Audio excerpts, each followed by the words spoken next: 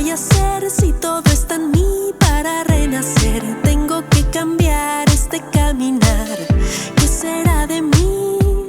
Quiero ya estar bien. Siento colores fluir, encienden la llama en mí. Buonasera a tutti, benvenuti a questo che è l'ultimo appuntamento di questa prima parte dell'edizione invernale del Grand Central Literary Festival. Anche questa sera, oltre al pubblico presente, c'è il pubblico dal gruppo Mestre Mia direttamente su Facebook, che salutiamo e ringraziamo per essere anche loro con noi, anche se solo virtualmente. Come ospite della serata abbiamo Alberto Lavoradori, fumettista e per questa occasione anche autore del soggetto e dei disegni del suo ultimo libro Orti, che ci presenterà appunto questa sera. A moderare l'incontro sarà Claudia Onisto di Padova, giusto? Che ti ringraziamo per essere qui e per la tua disponibilità. E quindi vi auguriamo a tutti un buon ascolto e ci salutiamo dopo alla fine. Intanto lascio la parola a Claudia che introdurrà l'incontro.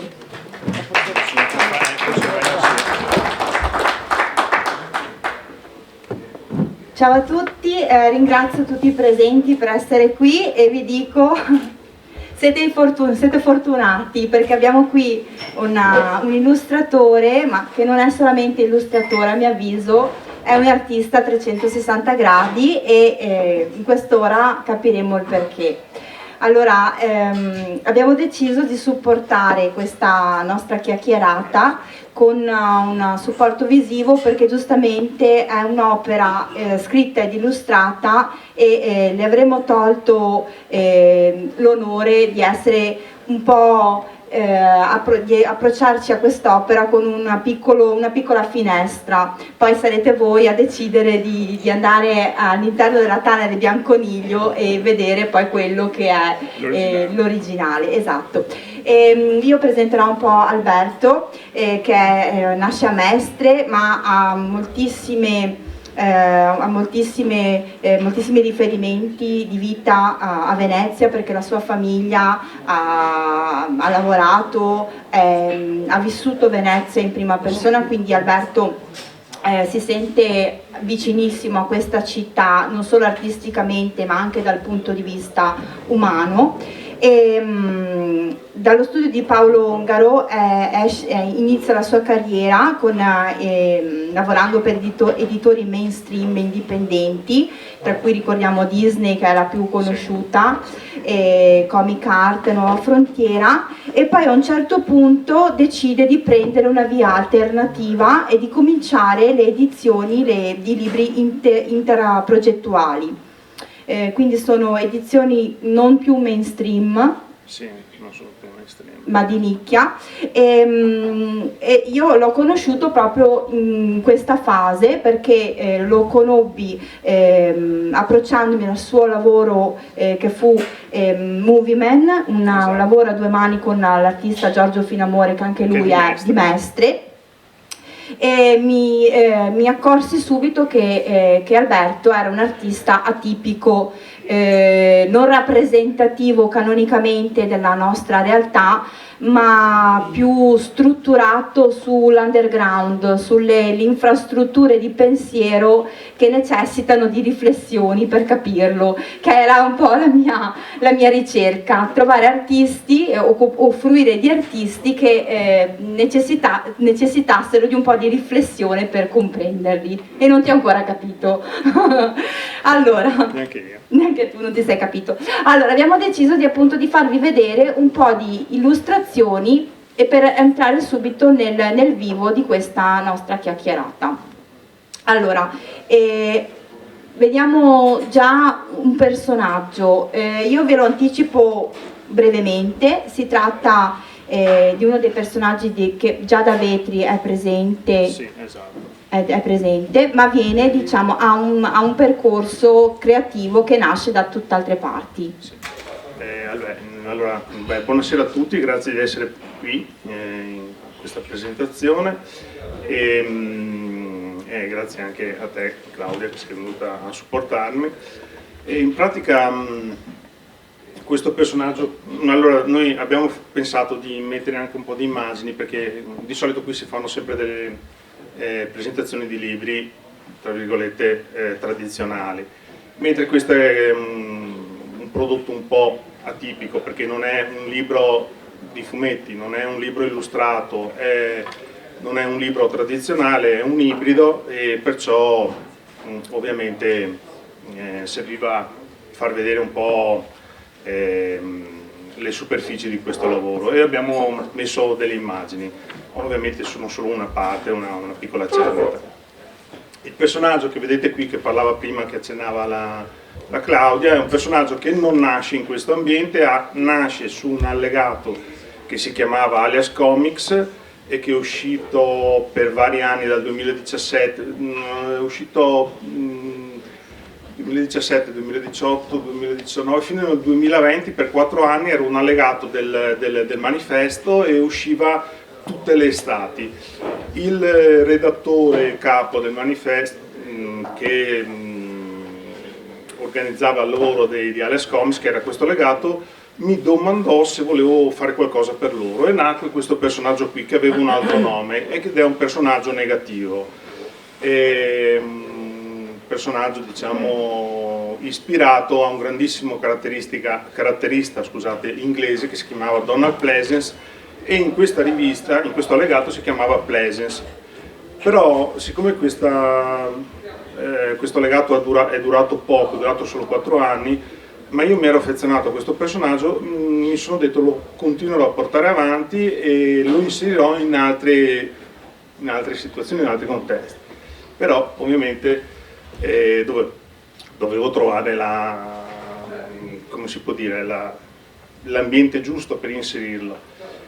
Ed è uscito, il personaggio è uscito, sono riuscito a collegarlo quando ho incominciato a inserirlo dentro il contesto di Venezia. Perché? Perché una di queste storie che avevo presentato Alias Comics era, in questo personaggio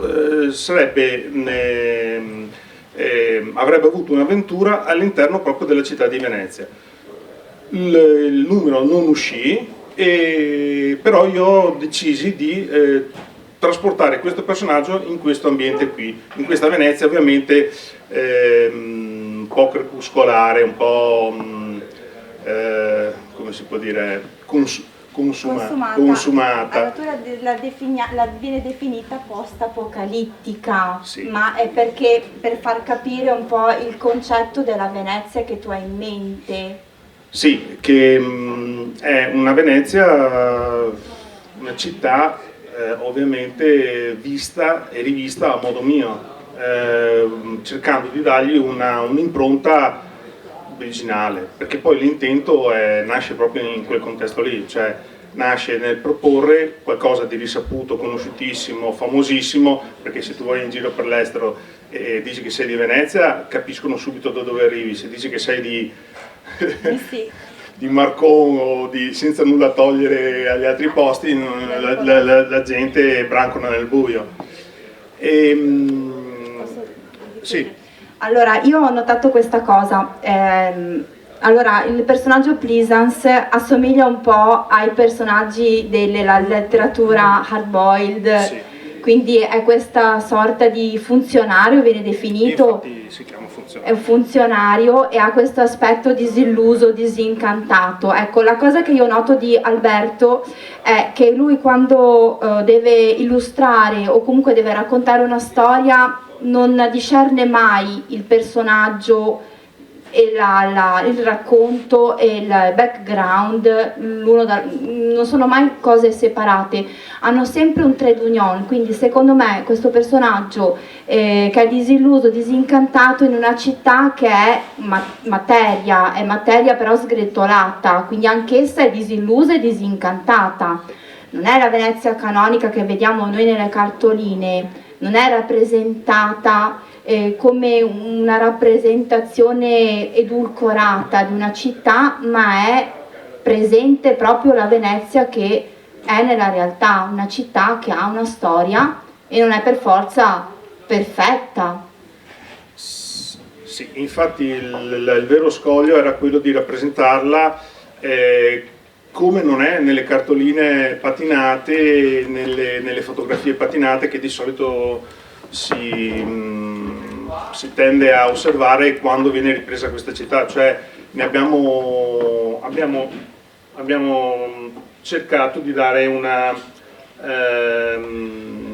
ho cercato di dare una conformazione più, come si potrebbe dire, più realistica, anzi scusate, meno realistica, ma più alternativa. Io lo definisco uno spazio sovrasensibile, nel senso che riesci a far percepire la storia di Venezia negli abitanti, nei vari periodi che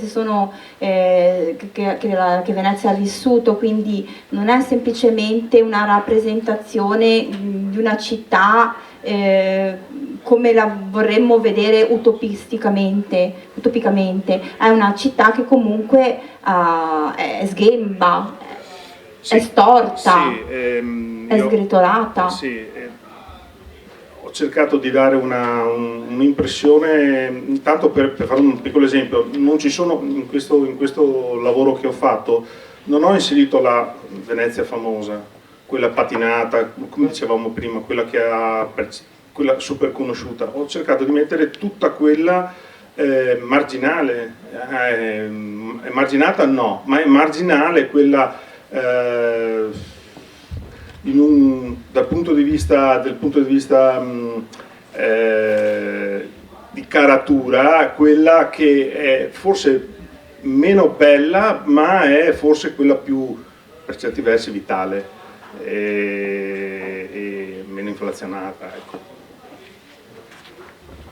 Ecco, infatti qua vediamo un'altra delle immagini. Volevo dire, ecco, quando ho deciso di fare questo lavoro, questi che state vedendo sono tutti gli studi di preparazione che non ci sono dentro il libro, sono degli avvicinamenti che si fanno quando si cerca di proporre un'idea nuova, un materiale nuovo. Non è che tu fai un'illustrazione, fai un disegno, ti viene fuori bene e dici ah bello, adesso ne faccio 100. No, non è così, perché quello successivo può anche non arrivare. Pertanto, per arrivare ad avere una conformazione e una caratura visiva lineare che dia credibilità, bisogna creare degli studi, bisogna fare delle operazioni in off, chiamiamole così, fuori contesto, e più ne fai e più riesci a capire se stai facendo una cosa giusta o stai facendo una cosa sbagliata. Perciò questi che state vedendo non ci sono dentro nel libro, ma sono solo degli studi che ho fatto per capire se ero in grado poi in realtà di farlo, di renderlo concreto. E perciò quella che avete visto prima è una calle che si vede, è una calle in zona San Polo. Questo è un capriccio perché è una facciata che io ho preso da una semplice fotografia e l'ho rielaborata. Però quello che mi interessava non è tanto il dettaglio, ma che queste immagini avessero l'atmosfera giusta, cioè che avessero quell'abito corretto addosso, perché magari come per dire se uno va a una partita di calcio vestito da sera, no, non funziona, deve avere l'abito appropriato e viceversa. Ecco, e questo è semplicemente un processo mentale che io uso per avvicinarmi poi al prodotto finale.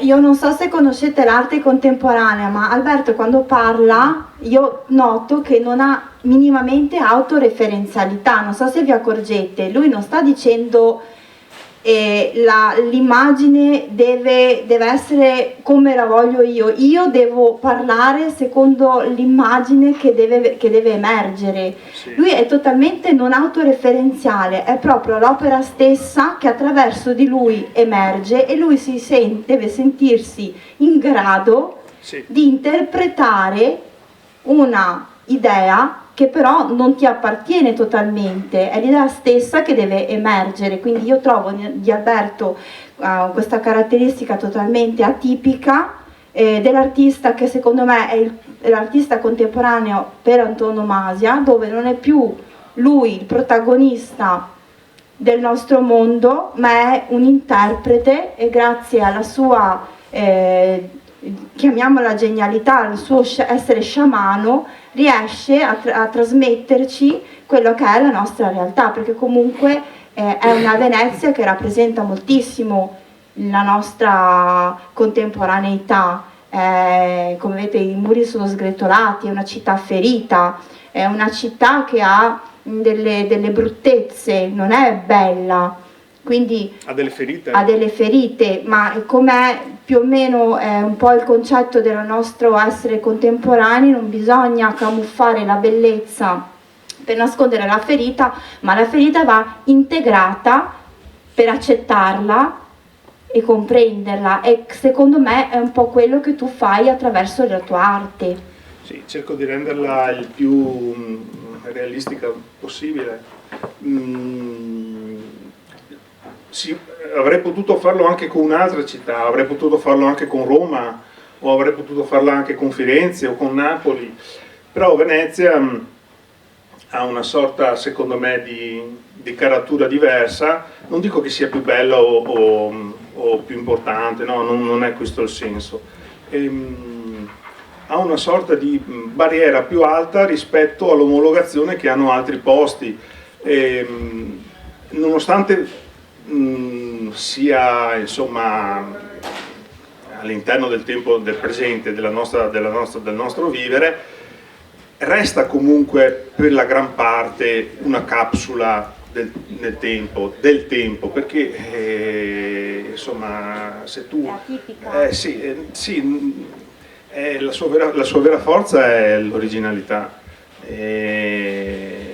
poi che sia recepita molto di più da chi la viene a visitare che non dagli abitanti, perché gli abitanti magari si lamentano del fatto che sono invasi dai turisti, e quelle cose lì sì, sono vere, però l'essenza della città, l'essenza di questo posto, secondo me, la rende veramente speciale.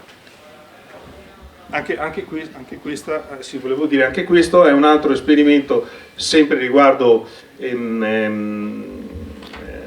la costruzione dell'idea, perché ovviamente è un altro tentativo per avvicinarmi a quello che poi dovrebbe essere l'inizio del vero lavoro, e dire, beh, adesso ho preso il martello, ho preso la piccozza, ho preso la malta, ho preso tutte le attrezzature, mi sono messo l'abito da muratore, e adesso costruisco la casa. Ecco. Anche nella palette dei colori? Anche nella palette dei colori, che è lo stesso procedimento, perché per quanti ne imbrocchi, poi altrettanti gli sbagli, è tutto un procedimento che devi naturalmente costruire non solo manualmente, ma soprattutto manualmente e mentalmente, scusate. C'è tutta questa diatriba con la generazione digitale di immagini. Sì. Tu invece fai tutto in analogico, inizi dall'analogico. Sì, io non uso nessun, mi viene da dire trucco. Trucco, vero? Non ci sono non lo so, poi è acquerello questo? Io mi ricordo, non so se lo ricordate, ma c'è... È acquerello? Sì. Sì. Non so se vi ricordate, insomma, mi è venuto un flash del passato. C'era un vecchio complesso, che adesso se io lo nomino magari voi non tutti lo conoscete, si chiamavano Boston, e c'era il chitarrista che era i Boston, perché faceva tutto lui, si chiamava Tom Scholz, che nelle copertine dei dischi lui metteva per iscritto, qui non c'è niente di computerizzato. Adesso non voglio, a parte che sto parlando di musica, non sto parlando è una cosa completamente diversa, però c'è qualcuno che le macchine non le vuole dentro il recinto. Beh, diciamo che comunque il digitale riesce a camuffare errori, ti aiuta moltissimo, invece il digitale sei tu e il foglio, non fai tanto. Sì, però vedo che ci sono anche dei digitali, perché ci sono i digitali che sono fatti in modo digitale e vedo dei disegnatori che usano il digitale usando il meno possibile il digitale. Scusate, non so se l'avete capito il discorso, però ci sono le furbizie delle furbizie e io cerco sempre di usare meno, almeno in questi lavori cerco di fare meno furbizie possibili, proprio perché poi se le vedo io penso che ne vedano anche tutti gli altri. Diciamo, emerge sempre una necessità di autenticità che ripulisce la coscienza di quello che si fa. Sì, perché... con questo non sta a significare che poi le cose vengono perfette lo stesso. Allora andiamo avanti. Anche questa è un'altra prova, questo è il ponte di Calatrava, ovviamente rielaborato in un contesto, lì c'è adesso addirittura dei gasometri, ho inventato, d'altra parte questa è un'invenzione, cioè non è che sia una cosa che uno lo apre, prende, guarda la cartina, domani vado qua, cioè è un'invenzione. Parti da qualcosa che vedi ma poi la elabori. Beh, certamente, perché non può essere altrimenti faccio un catalogo del Turing. Del Turing. Adesso io ti dico questa frase e tu me la come si dice? Sì. Mi fai una tua riflessione. L'opera d'arte è un ponte, è una costruzione che ha le caratteristiche di tenere insieme due sponde, le sponde del visibile e dell'invisibile, del finito e dell'infinito.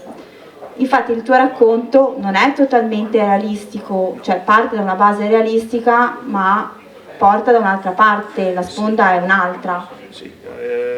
Siccome non sopporto i lavori pastorizzati, i lavori con dentro il libretto delle istruzioni, è un mio gusto personale, me ne assumo la responsabilità, cerco sempre di fare dei lavori più complicati possibili perché rispetto chi lo compra il lavoro, perché lo voglio mettere in difficoltà, non gli voglio mettere il cuscino per fare dei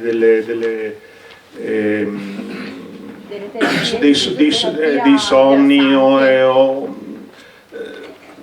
penso che sia più onesto proporre qualcosa che faccia lo sgambetto al lettore, non che lo assecondi, anche perché di prodotti che assecondano io ne vedo un po' troppi, perciò forse è anche una questione di istinto, probabilmente di indole. Secondo me la tua è proprio una vocazione. Adesso te ne cito un'altra di frase, un artista sempre contemporaneo che si chiama Claudio Parmigiani una volta disse: ogni forma d'arte è come una preghiera, un'invocazione, è un grido che rompe i cristalli dentro i quali le nostre vite scorrono in modo anonimo, è un grido che risveglia. Quindi l'arte, la tua, è un risveglio, deve svegliare, non deve addormentare, e per svegliarsi ci vuole fatica, come ogni cambiamento richiede una certa quantità di impegno. Sì, no, adesso non so se le cose che faccio risvegliano. A me risvegliano. Le cose che... Sì, l'intento dovrebbe essere quello, l'intento sarebbe che dentro la tana del bianconiglio trovi un punto interrogativo, non un punto esclamativo, ecco, sarebbe già qualcosa. Certo, poi non è detto che anche una cosa complicata, strana, che sia un po' arzigogolata riesca poi a prendere il lettore, perché poi tu fai un prodotto, tu fai un qualcosa, un prodotto, un libro, quello che metti il nome che vuoi, però dopo di là c'è la persona che recepisce e dipende da come recepisce il lavoro che tu hai fatto, perché può essere di grande impatto, come magari lasciarlo completamente indifferente, o come per dire, o anche magari, ma sai cosa, domani lo riprendo e lo rilego perché non ho mica capito niente oggi, domani lo riprendo, poi lo riprendi e dici non ho ancora capito niente, non mi piace, poi lo lasci lì. E a me è successo che dei libri che compravo quando ero ragazzino, cioè tanti anni fa, che non mi piacevano, adesso li ho ripresi, li ho riguardati e ho detto ma cavolo, ma sai che erano belli, ero io che non capivo. Perciò lasciamo qualsiasi opportunità e porta aperta. Infatti una volta io ti feci questa citazione di un film, si chiamava Tuzzi, e c'era Bill Murray che faceva il regista e diceva mi piace quando la gente, non mi piace quando la gente mi viene a dire che è bello, ho capito tutto della tua opera, mi piace quando la gente mi dice ho visto quello che hai fatto e non ci ho capito niente. Sì. È più o meno quello che secondo me è un po' la caratteristica di Alberto. Lui fa delle ha una filosofia che ha degli scopi, ha una sua poetica, ma non è così immediato comprenderla, ci vuole uno sforzo di autenticità, bisogna spogliarsi un po' delle sovrastrutture, delle superfici ed entrare proprio nella sua mentalità per capirlo, e qui una volta che lo hai compreso ti affascina all'ennesima potenza, come io ad esempio ho vissuto l'esperienza delle opere di Alberto. Andiamo avanti con... No, volevo dire che prima hai fatto un accenno e dicevi che non è detto che poi debba accendere a tutti quanti come dicevamo prima, però mi sono accorto che ci sono certe cose che gli davano una certa caratura, che mi piacevano, che mi sembravano che avessero un certo contenuto, però con il tempo, col maturare, forse con l'invecchiare, non lo so, dipende un po' dai punti di vista, mi sono accorto che non sono i lavori che cambiano, sia noi che si cambia, e perciò questo alla fine resta un tassello del mio lavoro, e se qualcuno poi sarà in grado di scoprirlo fra un anno o fra 2, o non lo scoprirà mai, questo è un po' la licenza che hanno questi tipi di lavori qua. Assolutamente, lo acquisto, magari oggi non lo capisco, lo tengo lì a decantare come si usa per tante cose, e lo riprendo in mano e lo comprendo. C'è una domanda? Scusate se si faccio una domanda, perché ovviamente io sono veneziano ma vivo all'estero ed è veramente strepitoso pensare a tutto quello che i veneziani, i mestrini ogni giorno cercano di fare, lamentandosi del fatto che Venezia è in decadenza. Penso che la lamentela, questo è il mio punto di vista, sia una cosa estremamente connessa con la pigrizia, ed è un grosso problema sociale questo, perché quando ci lamentiamo e non proponiamo una soluzione, una grande industria, quando ci sono dei manager e vedono un dipendente, una persona sotto di loro che va e presenta un qualcosa, un problema, ma non presenta una soluzione, non c'è efficienza. Io chiedo, sicuramente comprerò Orti, mi piace moltissimo il fatto che ci sia un riscaldare un problema che è la decadenza di Venezia, ma non solo, la decadenza di Roma, come abbiamo detto, la decadenza di Firenze, la decadenza umana, la decadenza di questo pianeta che stiamo distruggendo ogni giorno e non ce ne rendiamo conto. Ovviamente la decadenza di un qualcosa che nasce da 200 anni, ma possiamo anche pensare alla decadenza che abbiamo da 4.000 anni con il rispetto che non c'è per la donna. Quindi stiamo parlando di un qualcosa che l'umanità è un grande mistake, è un grande problema. C'è una soluzione, c'è una proposta e c'è un qualcosa in questo Orti, o c'è solo una lamentela? No, non c'è una lamentela. Guarda, è super neutro come lavoro. Io non ho messo nessun... non può essere calcolato dal punto di vista della negatività.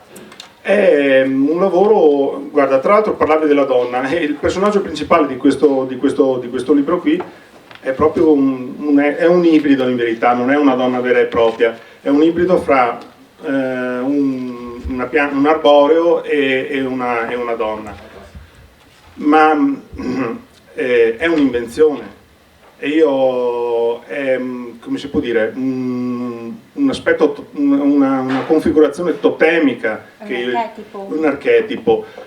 E, io la Venezia che tu vedi così un po' distrutta e rasa al suolo, è solo una forma artistica, non c'è nessun messaggio propositivo nel bene o nel male, questa è un'invenzione. Però a quello che dici tu, io ti do non al 100%, al 200% ti do ragione, però se ho fatto un lavoro del genere è proprio perché nel mio piccolo cerco di essere propositivo. Lo avrei fatto anche se aspetta, perché poi tra l'altro devo anche dire una cosa, per riuscire a portare in porto un'idea del genere devi anche scontrarti poi con l'editore, e credimi, gli editori sono un po' la cartina tornasole di quest'epoca, che chiedono molto e non danno poco. Io ho avuto l'opportunità che Segni d'autore in veste si chiama Carlo Bazzan, che è una grandissima persona, una bravissima persona, mi ha dato carta bianca, mi ha detto fai quello che vuoi.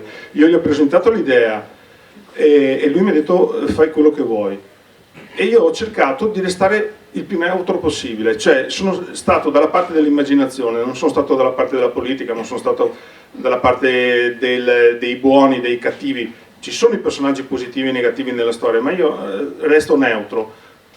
È il lettore che deve dare la sua interpretazione. Poi se uno ci vede qualcosa di politico, qualcosa di negativo o positivo, è la sua interpretazione che conta, non la mia. Io sono solo un mezzo. Beh, io da fruitrice delle sue opere ti posso rispondere con questa citazione che Alberto ha messo all'inizio del libro, quindi non sì. Dico né dove, né come, né quando, chi vuole acquista il suo albo illustrato, e sì, ha messo la citazione che è quello prima di questo, perché in pratica questa sarebbe una trilogia. Sì. E questo sarebbe il secondo volume, perciò è anche questo già uno sgambetto, perché io vi presento una cosa che manca ancora del terzo volume. Ma io sto parlando di questa pagina qua, quindi è di questa pagina qua, Alberto. Sì. E per rispondere a lui cito questa pagina qua che tu... Mattia. Ah scusa, no, ma Alberto è lui. Io mi chiamo Mattia. Sì, tu sei Mattia, sì, okay. Io dicevo Alberto. Sì, io questa l'ho messa qui, proprio per questo motivo. E adesso ti cito questa frase che spiega questo personaggio, per dirti se questa opera è negativa o dà delle risposte. Lui per descrivere un po' questo personaggio, o comunque accanto a questo personaggio, dà questa citazione di questo... Non è mia, non è tua, ma è di Juan de la Cruz, e dice: più salivo in alto e più il mio sguardo si offuscava, e la più aspra conquista fu un'opera di buio.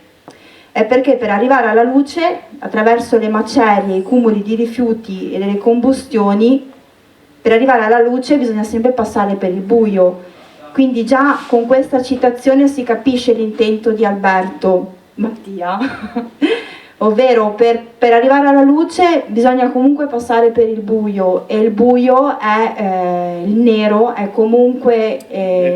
Il nero può essere anche a colori, infatti io nella storia ci sono delle parti nere senza essere splatter, ma ovviamente sono delle parti nere ma a colori, come ci sono delle parti in luce ma a colori.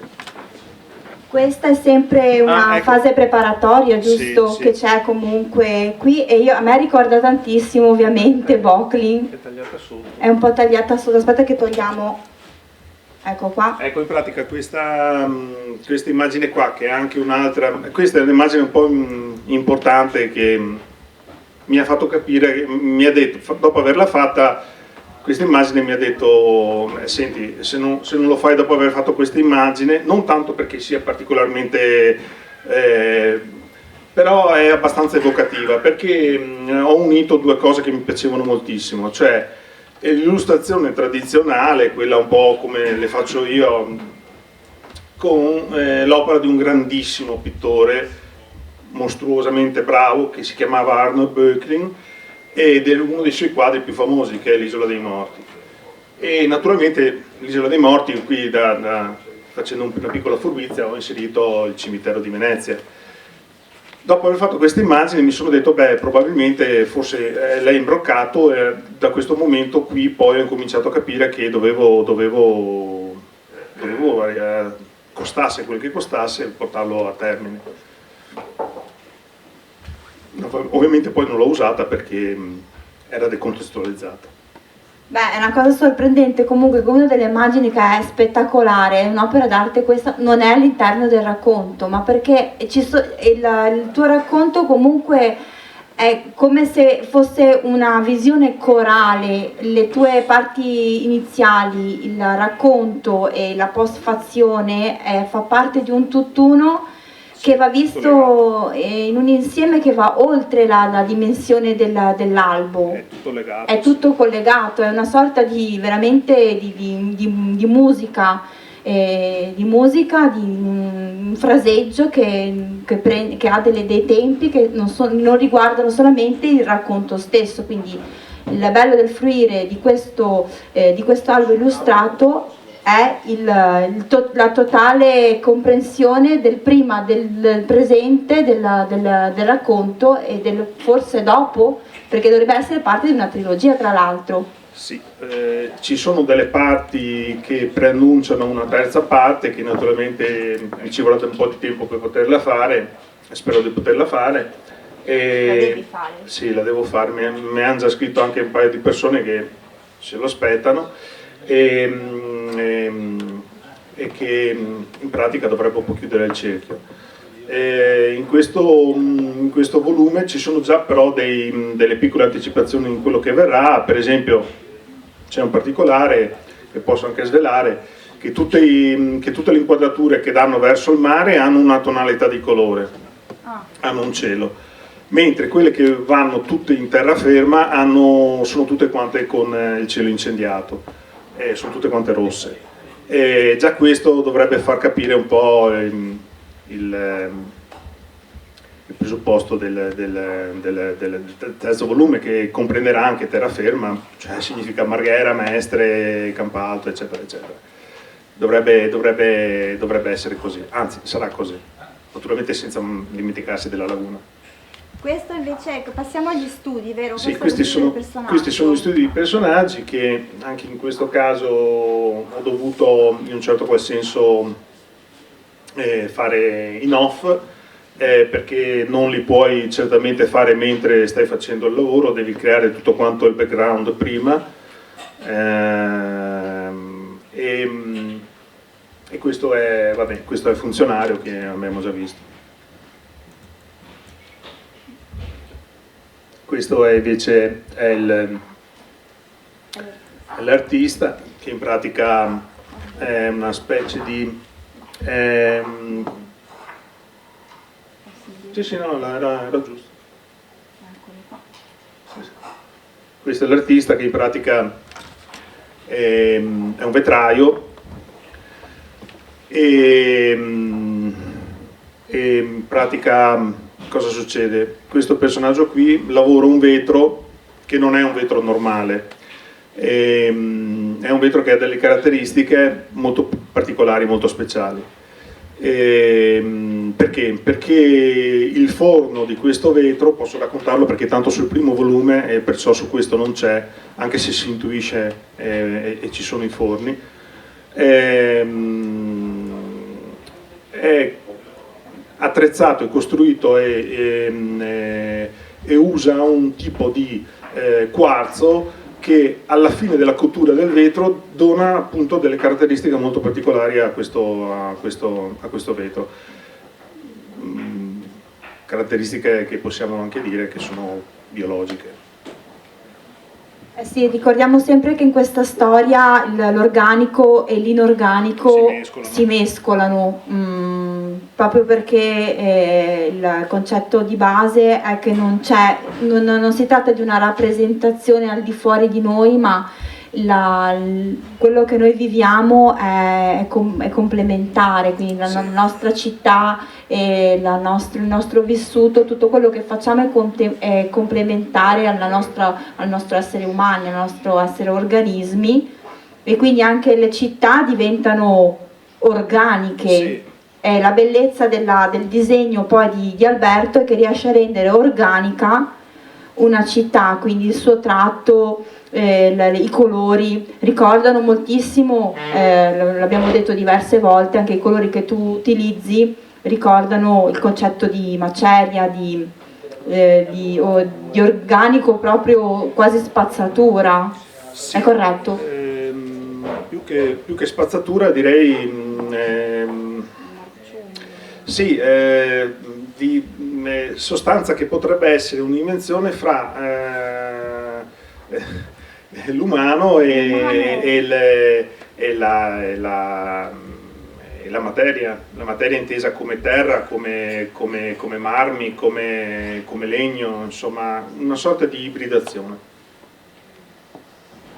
La bellezza appunto è la bellezza della tua opera, che è un ibrido dove non sai mai dove c'è un inizio, dove c'è una fine, quindi tutto si compenetra. Sì. Ecco, questo qui invece è il Guardiano, che in pratica è il personaggio, vabbè, poi nella storia assume una conformazione diversa da questa qui. Questo è uno dei primissimi studi. E questo è proprio, beh, vabbè, lo posso anche dire, insomma, questo sembrerebbe a morte che cammina, ma in verità è il personaggio positivo della storia. E vive su un'isola che nessuno conosce e che è un ossario gigantesco che si chiama Saint-Arian e che è a nord-est di Torcello. Voglio raccontare questo piccolo aneddoto che tu, se non ricordo male, hai ricevuto in eredità dei libri su Venezia, e ti hanno dato in là questi libri, soprattutto un libro sulle isole della laguna, ti hanno dato in là per cominciare questa storia. Sì, che poi tra l'altro mi sono proprio servite come riferimento grafico. È che più avanti l'immagine, vero? Questa qua. Sì. Allora, ne parliamo? Sì, va bene. Ne parliamo adesso? Sì, puoi anche andare direttamente, tanto ne salti quella che c'è e... Allora, qui stiamo sempre su Venezia. Sì. Questo poi ne parleremo. Sì, è quella dopo. Quella dopo, vero? Sì. Eccola qui, questa qui in pratica lui vive tra fonte e mistica, chiamiamola energia, in questo posto, e questa è proprio la facciata di Saint-Arian, che è un ossario, e in pratica noi conosciamo, tutti quanti conoscono il cimitero di Venezia, che è quello che abbiamo visto prima, ma nel cimitero di Venezia ci sono le spoglie degli ultimi 200 anni, dei 250 anni della storia della città.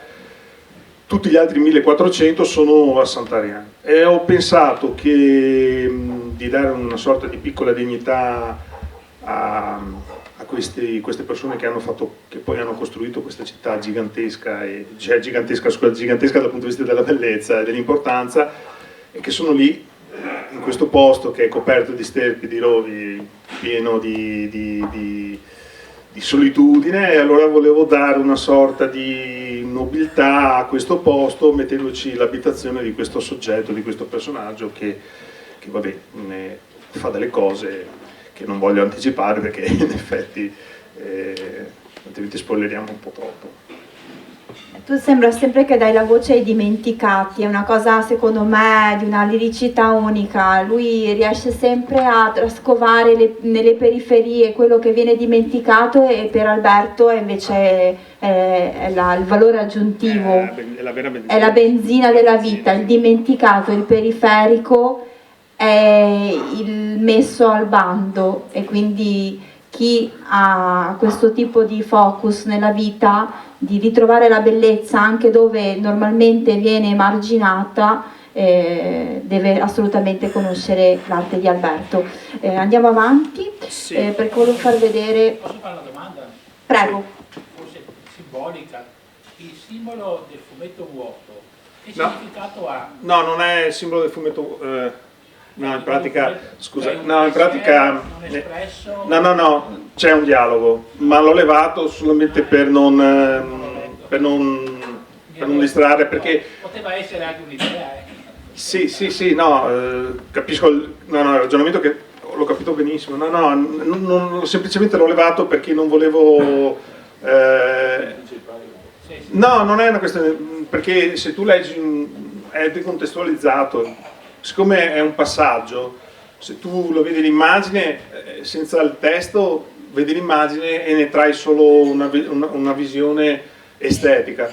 Se io ci metto anche il testo, anche se ci fosse scritto sì, no, boh, sono scemo, che succede, chi è là, non lo capisci perché è decontestualizzato, perché non c'è l'immagine prima e non c'è l'immagine dopo, solo per quel motivo lì. Sì, però Alberto, io vi posso garantire che le illustrazioni di Alberto le puoi veramente decontestualizzare perché ogni pagina comunque è una pagina autonoma. Riesci a trovare un senso nell'insieme ma un senso anche nella singola immagine, tant'è vero che Vetri, il volume che era precedente a questo, era stato concepito a pagine separate proprio perché potevano essere utilizzate anche come quadri, come opere da poter poi discernere dall'insieme. Sì, lo avevamo strutturato con l'editore in modo tale che uno lo potesse leggere, ma poi se avesse trovato un'immagine più interessante delle altre, volendo la poteva anche attaccare al muro come un quadro. Tutto lì. Infatti io ce l'ho e quindi ho le pagine separate, ho il vetri e mi sono attaccata, mi sono incorniciata delle pagine perché poi possono essere totalmente a sé stanti. Su questo ovviamente non si può fare. Su questo no, però oddio, uno volendo. Sì, no, su questo non. Concettualmente si può fare. Allora. Beh sì, il senso è quello. Questo è stato fatto in un altro modo perché come sapete voi, sapete anche voi, la carta ha subito dei rincari pazzeschi e ovviamente abbiamo cercato di essere il più capillari possibile, perché se l'avessimo fatto come lo avevamo fatto nel 2020, no, nel 2021, sarebbe costato un'eresia. Insomma, noi cerchiamo anche di essere il più capillari possibili, se vediamo qualche copia in più è meglio, ecco, perché poi alla fine deve essere a portata di tutti. sì, insomma, perché se costa 60 euro un libro, chi lo volesse comprare si potrebbe reprimere dal prezzo. Sì, anche a me succede, vedo libri di autori bravissimi, però hanno dei prezzi esorbitanti. Però io vorrei appunto focalizzare sul fatto che comunque anche a livello editoriale Alberto è atipico, perché invece che verticale è orizzontale l'albo, quindi comunque è un'opera che non segue i canoni della normale creazione, ha una sua autonomia che deve essere fruita al 100% nel migliore dei modi. Sì, orizzontale perché il formato orizzontale può essere anche ricomposto poi se si dovesse fare un'opera globale del lavoro, essendo orizzontale con 2 pezzi puoi già comporre una pagina sovrapponendoli, perciò puoi fare un lavoro globale restringendo, bisogna un po' pensarle tutte, restringendo anche il discorso della spesa, dello sperpero della carta, eccetera, eccetera, dei costi. Bisogna un po', in un certo qual senso, anche industriarsi su queste cose. Beh, tu sei molto pragmatico, comunque io dal punto di vista della fruizione di questo album mi ricorda molto un album di schizzi, quindi già a livello sensoriale lo trovo molto gradevole, perché sembra proprio di entrare nell'album degli schizzi di Alberto, mi sembra di immaginarlo mentre disegna, anziché avere il classico libro verticale da libreria all'interno del supermercato. Io già capisco che questo è un prodotto totalmente di altro livello. Volevo soffermarmi sul tramonto, quindi già qui vediamo i colori, vero che dicevi prima? Sì, questo è il ponte di 3 archi, e lì in fondo, dietro quel gasometro, oltre il pezzo della laguna, oltre il ponte, c'è Mestre e Marghera. E questo è il discorso che vi facevo prima della tonalità. Lì sta succedendo qualcosa e ovviamente l'identificazione è un po' diversa. Sì, ce ne sono anche delle altre, tutte quelle che danno verso la laguna, verso Mestre, verso Marghera, hanno questa conformità. Sì, questa tonalità. Come mai il gasometro compare in più? Beh, quello è proprio... Esisteva veramente a Venezia, mi pare, no? Non so dirti se esiste. Se è un residuato non lo so, perché la foto che ho io non è normale, c'è solo il ponte dei 3 archi, ma l'ho inserito, è un'invenzione, perciò l'ho inserito proprio per dare quel tocco di esotico, perché in effetti questa avventura in teoria dovrebbe svolgersi su un tempo non tempo, perciò ci sono qualsiasi tipo di invenzione è plausibile, è inseribile.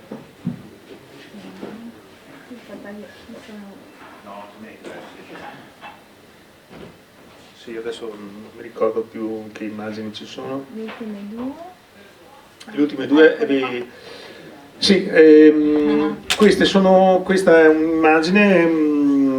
È un discorso un po' lungo, però semplicemente come nel primo libro, nel primo albo Vetri, c'erano i personaggi che avete visto fino adesso e che avevano un aspetto totemico, che rappresentavano il bene e il male, eccetera eccetera, in ogni conformazione. Anche in questo nuovo lavoro ci sono degli animali, e questo è un mastiff che fa parte della schiera dei cattivi,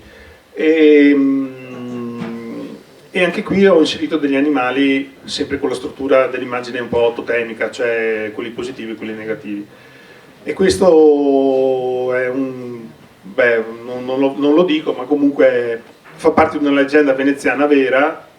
Io ho usato il mastiff semplicemente perché è semplice da disegnare, perché altri cani sono impossibili da disegnare. Ma c'è una leggenda veneziana, scusate, non ho detto veneta, non c'entra niente, veneziana, su un'isola, che dice che lì a guardia di quest'isola, che nessuno può andare a visitare, c'è il cane del diavolo. E naturalmente se volete ve lo andate a cercare, ma comunque esiste, non è un'invenzione mia. Cioè, naturalmente è una leggenda, però... Io potrei psicanalizzarti un'intera serata, perché il cane del diavolo, ma tutto mi trasmette tranne che terrore questo cane, infatti, quindi dovrei psicanalizzare. Ma infatti l'ho fatto apposta tontolone, perché io ho sempre la fissa, è un po' lo stesso principio del personaggio che vedevamo prima, il funzionario, cioè sono quelli che secondo me, dal punto di vista così un po' etico, trovo che certe persone che hanno un aspetto bonario, che sembra bonario, poi alla fine poi scopri, invece incontri una persona e dici: Madonna, ma quanto antipatico che è questo, magari e poi invece capisci che è una persona che ha delle qualità. Insomma, mi piace questa dualità, questa sorta di sgambetto fra le cose, e l'ho usato anche con gli animali. Ma infatti Alberto fa gli sgambetti, perché quando tu leggi un suo racconto devi sempre un po' capire come mai ha fatto così, non c'è mai nulla di lasciato al caso, non c'è mai nulla di lasciato al caso. Infatti anche io ho visto Il cane del diavolo, mi sembra così bonaccione, c'è qualcosa sotto, ci devi riflettere. Sì, ma poi lui si comporta come un bastardo. E poi si comporta come un bastardo, quindi è il bello che rimane spiazzato. Anche il funzionario che provi quasi tenerezza, perché è un uomo rubicondo e con questo cappotto, ti ricorda l'Arboil, questo profilo basso, il profilo basso, quasi umile, da colui che non ti aspetti un comportamento cinico e becero, e quindi non è mai quello che sembra nelle storie di Alberto. Ci vuole un po' di intensità di riflessione, ed è una cosa che o piace o non piace. Non pensate di poter leggere un racconto di Alberto e uscirne tranquilli, no, vi dovete fare un po' di mazzo. Non ci sono scene splatter o... no, ecco, sì, è un po' un discorso un po' diverso. È un discorso mentale. Sì, esatto. E poi c'è l'ultima immagine, va bene, Matteo è andato via, gliel'avrei fatto vedere. Ve lo faccio.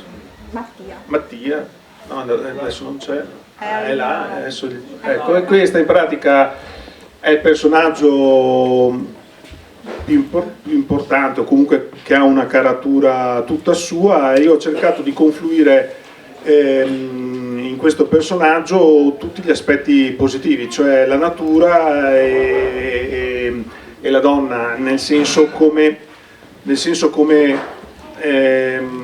madre natura, come non intesa proprio come donna, intesa come forza generatrice. E naturalmente anche questo è uno studio che ho fatto per questo volume qui, e simbolicamente la faccio andare via da queste rovine, da queste macerie, e la faccio confluire in un specchio, chiamiamolo specchio verde, specchio di speranza, specchio come si potrebbe dire, di rinascita, di procreazione, insomma, perché il verde è sempre legato comunque alla natura, alla forza delle piante, dell'organico. Va bene, ovviamente anche questa è una... Basta, abbiamo finito. Adesso io faccio, no, perché noi facciamo tutto al contrario, quindi adesso io vi racconterò la sinossi di questo libro, perché abbiamo parlato di cose astratte ma la sinossi non l'abbiamo detta. Sì. Quindi racconto la sinossi. È una storia ambientata a Venezia, detta post-apocalittica, ma è un po' un aiuto, chiamiamolo così, perché è più di post-apocalittico. E nella sua laguna la madre delle gemme, in parte donna, in parte arboreo, ha un preciso compito: perpetuare la vita. Il tutto si complica quando un infame traditore svela il luogo dove questo elegante ma indecifrabile essere nasce tra i linfa, ovvero nei soleggiati orti di San Francesco della Vigna, antichissima chiesa nel sestiere di Castello. Come in ogni storia che si rispetti, suddivisa tra ombre e luci, tra demoni e creature celesti, se c'è chi non vede di buon occhio l'attitudine alla vita, c'è chi, con costi quel che costi, è determinato a proteggerla. E quindi è un'opera che non rappresenta un mondo, ma è un mondo essa stessa. Io ringrazio tantissimo Alberto per averci parlato, e adesso chiederei chi vuol fare domande ad Alberto, che abbiamo qui con noi, se ha qualche curiosità. L'ultima cosa, perché comunque prima ho fatto un intervento, è meraviglioso quello che hai fatto, è un'opera d'arte veramente, perché parlare, toccare questi sensi, questi problemi attuali è un qualcosa che non... tutto il tempo che hai investito, ogni singolo secondo, ogni singolo dettaglio, tutto lo sforzo, Mi è piaciuto l'intervento iniziale quando si parlava di tecnologia, il fatto che si parla di trucchi. Non voglio mettermi a criticare cos'è la tecnologia, perché la tecnologia, quando si parla di sintetizzatore, sappiamo cosa hanno fatto persone come Herbie Hancock. Hanno creato un qualcosa di unico e quindi è sbagliato guardare quello che è una nuova forma d'arte, perché sappiamo benissimo che la tradizione è un'invenzione ben riuscita. Ma quello che mi dispiace, e se c'è Mestre Mia oggi, io sono londinese, perché ormai sono londinese, ma se c'è Mestre Mia oggi, un messaggio importante deve essere mandato a un qualcosa, a un qualcuno, e penso che sia vergognoso che oggi non ci sia il sindaco ad ascoltarti. Questa è una cosa sbagliatissima. Ti ringrazio, ma mi sembra un po' esagerato. Persone come te sono quello che ha bisogno Venezia. Venezia sono i veneziani. Nel momento in cui perdiamo le persone, 50.000, eravamo 70.000 quando mi ricordavo, ero giovane, ero alle scuole medie e cercavo di capire i numeri, 68, e giù e giù e giù, e non ci sono regole. Le persone lasciano le case nell'Airbnb perché le persone sono stanche e pigre e sfruttano Venezia per quello che hanno fatto nel passato e smettono di creare, tu stai creando. Ma la cosa che mi fa star male, lo stai creando guardando una Venezia che decade. E la cosa più bella è iniziare a vedere artisti come te che iniziano a creare un qualcosa che non c'è, un qualcosa di nuovo. E purtroppo questo non c'è perché abbiamo soltanto un pianto, e stiamo vivendo nel pianto. Ma guarda, io capisco il ragionamento che tu fai, però ti posso assicurare che io lo faccio per puro passione e forse anche per un aspetto egoistico, perché quello che faccio mi piace e ritengo giusto che sia importante impegnare il tempo facendo delle cose che ti piacciono, perché se le fai con la vera passione, con la vera tensione, poi le persone lo percepiscono. Ma egoisticamente ti dico, lo faccio perché quando faccio queste cose sto bene, e quando esco che sto male, perciò quando esco dal contesto che sto male, perciò io lo faccio per come si potrebbe dire, per protezione, per sopravvivenza. Se uno mi venisse a dire, beh guarda, ho visto quello che tu hai fatto, ma spiegami come si fa, mi piacerebbe farlo, ecco, sarebbe già il vero senso di averlo fatto. Se c'è un senso in questa cosa è trasmettere la voglia anche agli altri di provarci, di non restare sempre... Di non restare sempre sulla superficie, di andare un po' più... anche nel brutto, nello sghembo, nel constatare che non è tutto edulcorato. E questo comunque non significa che sia un lavoro perfetto, anzi mi distanzio. Quando qualcuno mi scrive magari in privato, ho visto, beh, io un po' dico, no, allora ho sbagliato qualcosa. Cioè, perciò ho sempre dubbi e sempre dire va bene, rifaccio, riprovo, faccio un altro tentativo. Sì. Scusa. Prego. Volevo chiedere, dunque, quindi sembrerebbe quasi una sorta di paradosso, cioè che sto bene dentro ciò che io sto creando, quando esco mi scontro con una realtà che non mi appartiene più, non mi è appartenuta, perché sembra quasi essere stata o essere fittizia, e quindi sto bene in quello che io cerco di costruire e nel quale io vorrei si ritrovassero, ecco, certi valori descritti in un certo modo. È così? Ma sì, però c'è anche un altro ragionamento da fare. Sono d'accordo con te, però non è che quando faccio questi lavori qua sto bene, nel senso mi trovo a casa, ecco, però dire star bene ho sbagliato il termine, perché poi sapessi quante cose li faccio, sbaglio. Non mi riferivo al lavoro, mi riferivo a ciò che si vuole proiettare. Ah sì, alla proiezione sì. Sì, forse allora è come la proponevi tu, come la proponeva lei. Sì.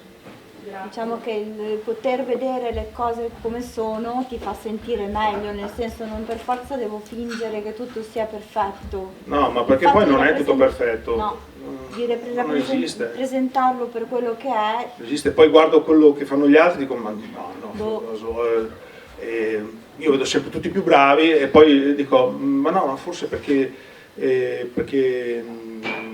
forse sono diversi, forse fanno altre cose, e allora cerco sempre di fare anche dei lavori per capirmi, perché poi alla fine c'è anche una parte personale che subentra sempre nel lavoro. E per questo è sempre imperfetto, è sempre sbagliato, è sempre con delle cose che tornano e non tornano, ci sono delle, come il grande sonno, sì. Che c'è un cadavere, nel film si va avanti e poi si dimenticano addirittura del cadavere che c'era all'inizio del film. Qui il cadavere non c'è, però sono quelle cose che un po' nascono con dei difetti. Ma se vogliamo proprio trovare un paragone, un mainstream, possiamo paragonarlo comunque a un effetto Matrix, nel senso mi accorgo che ci sono delle determinate caratteristiche del mio mondo che però vengono un po' camuffate, io ho l'esigenza invece di guardarle in faccia e integrarle nella mia realtà, altrimenti mi sento falso, mi sento finto. Sì, sicuro sono più vero nei miei lavori che non dal vero, perché io sono molto emozionato questa sera, non riesco a esprimere al 100% quello che vorrei dire. Perché alla fin fine io non vi conosco, cioè, sono qui per presentare una cosa, però in verità mi piacerebbe conoscervi tutti, però so che non è così.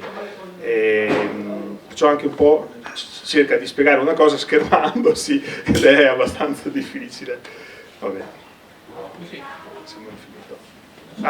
Mi viene da fare un piccolo paragone con un libro che ho letto recentemente, sì, di uno scrittore bosniaco su Venezia. Si chiama Venezia Minima, ne hai mai sentito parlare? Venezia Minima? Sì. No. Descrive Venezia da un punto di vista completamente diverso da quello che viene fatto di solito. Deve essere uno spunto. Guarda, voci particolari. Ti giuro, la prima cosa che faccio quando vado a casa vado a vedere che è sto libro. Lo trova nel mio blog. Allora poi vi scambiate così, è guarda, interessante. ma non lo trovo, se digito lo trovo, Venezia Minima. Io l'ho trovato in biblioteca a Mestre, questo libro. È un libro interessante perché va a descrivere addirittura le erbe aromatiche che crescono delle crepe di muri di certe zone di Venezia e le pattare che ci sono sui edifici. Queste cose sono fantastiche perché sono la benzina. Allora ti spiego una cosa.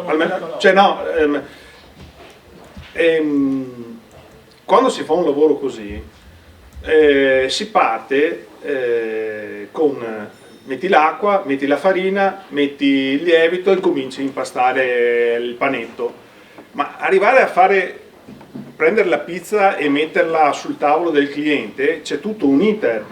Perciò tutte queste cose che tu stai dicendo adesso sono importantissime, perché magari ne scarti 1000, adesso andrò a vedere questo libro, magari ne scarti, ci sono 10.000 punti interessanti, tu ne scarti 9.999 e trovi quello giusto che interessa, per caso, anche forse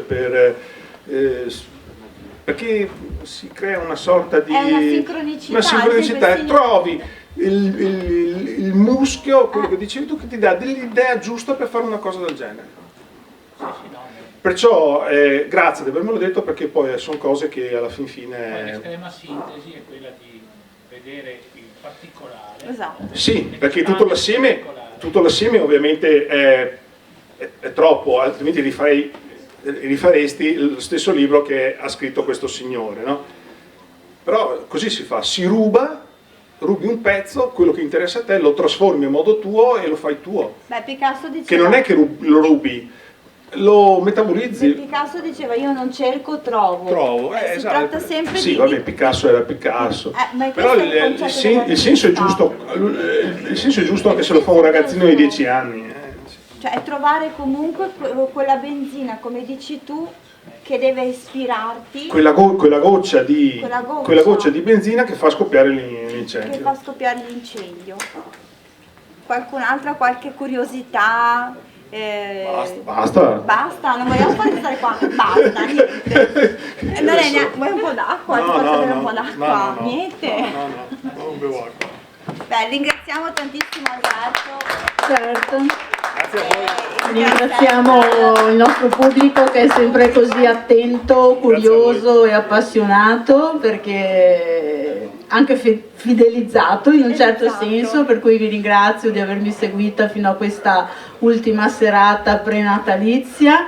Ringrazio te Claudia per la tua professionalità, veramente una condizione magistrale. Alberto lo abbiamo conosciuto meglio questa sera, abbiamo avuto modo di vedere anche i suoi disegni direttamente, quindi vi ricordo che il libro è qui, ci sono diverse copie acquistabili per chi volesse. Questa è mia. Alberto, Ok. se poi lo Tra l'altro costringeremo a fare... approfitterei dell'autore qui per farmi fare una dedica. Sì, bisogna assolutamente approfittare, e può anche essere un ottimo regalo di Natale. Se qualcuno ha qualche regalo in sospeso può approfittare questa sera acquistando il libro di Alberto. Poi perde l'amicizia. Assolutamente no, tutto da scoprire, come abbiamo già anticipato. Quindi non mi resta che augurarvi buone feste, buon Natale, e darvi appuntamento al 25 gennaio con la ripresa del festival con un altro autore mestrino che sarà il giornalista Gigi Fincato. Passiamo da Venezia a Mestre, perché il libro di Gigi ha per protagonisti proprio persone realmente abitanti di Mestre che ha intervistato, e da questa raccolta di interviste ha tratto questa sua ultima pubblicazione, Gente di terraferma. Ci ha fatto piacere invece conoscere una Venezia secondo la tua visione, decisamente alternativa, e come sapete il festival cerca sempre di far conoscere il più possibile anche le realtà locali, perché c'è da approfondire senza fine. Possiamo andare avanti sia su Mestre che su Venezia, litigandosi fra le due città, ma siamo qui per farle conoscere entrambe. La ammiriamo. Tra l'altro, sì, esatto. Grazie a Mestre Mia, grazie a chi ci ha seguiti in diretta a Facebook, grazie per la collaborazione che da quest'anno è iniziata così proficua. Vi ringrazio anche da parte di Grand Central, di Giovanni che si nega sempre ma è qui, e ringrazio anche lui il pubblico. Buona serata, buon proseguimento e ci vediamo l'anno prossimo.